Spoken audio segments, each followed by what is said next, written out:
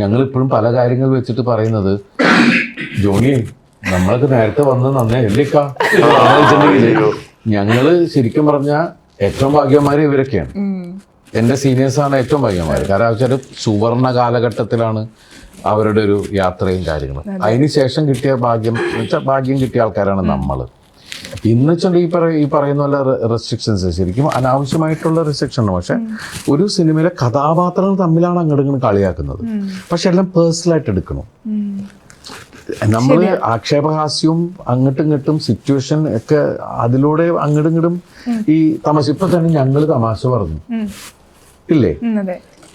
നിങ്ങൾക്ക് തമാശയായിട്ട് തോന്നിയത് ഞങ്ങൾ ഒരു മറയില്ലാതെ ഓപ്പണായിട്ട് അങ്ങോട്ടും ഇങ്ങോട്ടും പറഞ്ഞപ്പോഴല്ലേ അതില് നർമ്മങ്ങൾ. ഇപ്പൊ നമ്മുടെ മാറ്റർ എടുത്തു.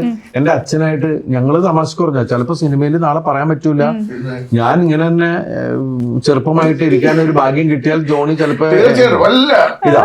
മാത്രമല്ല ഞാനൊരു കാര്യം പറയാം, ഞാൻ സിദ്ദിഖയുടെ അച്ഛനായിട്ട് അഭിനയിച്ച ആളാ കമാര സംഭവത്തിൽ. എന്റെ മോനാണ്. ഞങ്ങൾ സ്വപ്നത്തിൽ വിചാരിച്ചിട്ടില്ല സിദ്ദിഖ് എന്റെ മോനായിട്ട് അഭിനയിക്കുന്നു. ഇല്ലേ? ഇന്ത്യൻ സിനിമയിൽ ആദ്യമായി അച്ഛന്റെ മോനാവും, അച്ഛൻ മോനാവും, മോൻ അച്ഛനാവുന്നു എന്ന് പറയുന്ന സംഭവം ആ സിനിമയിൽ ഉണ്ടായിരുന്നു.